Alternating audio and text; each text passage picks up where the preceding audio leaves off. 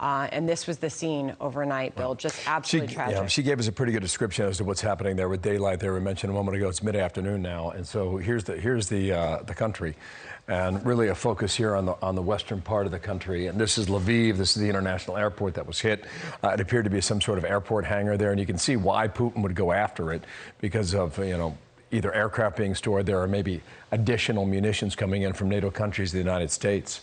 This is about a week ago. This is right near the border here, that training center where dozens of people were killed last weekend. So Lviv continues to be a target. Cruise missile attacks, largely launched from the Black Sea, which is well to the south, down below here.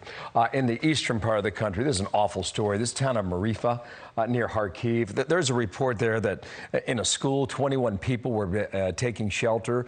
They were all killed. That goes with a city pool nearby where people are taking shelter. That goes with a hostel in the north where a family of 5 were killed. 3 young daughters, 2 of them were twins. Just awful stuff here. And you can see that, Putin's going after people who are looking for shelter, trying to hide out. What the Russian military wants to do is drive them out of town. And it's hard to do when you're hiding out in a bomb shelter on behalf of the Russians.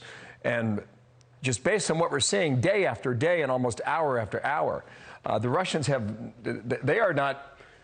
they are not defining at all between what is a military target and what is a civilian target. And that's true, too, here in Mariupol. We're trying to figure out what's happening there. The communication lines have been not good, but this is the drama theater that was taken out this week. There were up to 1,500 people in a bomb shelter there, many of them children and women. Hard to get a lot of reporting out of there, but we were told just a few moments ago that there still might be 1,300 people trapped in that drama theater that was hit the other day. This is an awful story here. And on Mariupol, it's been tough to get in and out. You had 2,000 cars leave the other day.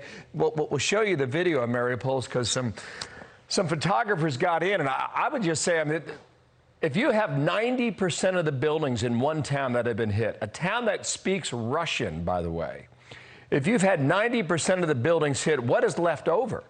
And so many of these images, the trees are burned out. It looks like a nuclear landscape on some of these images. But that's Mariupol as it stands in rubble today. Look at that ditch right there. That's at least 10, maybe 15 feet deep from another one of Putin's bombs. So that's what's happening today, and we'll bring you updates as we get them.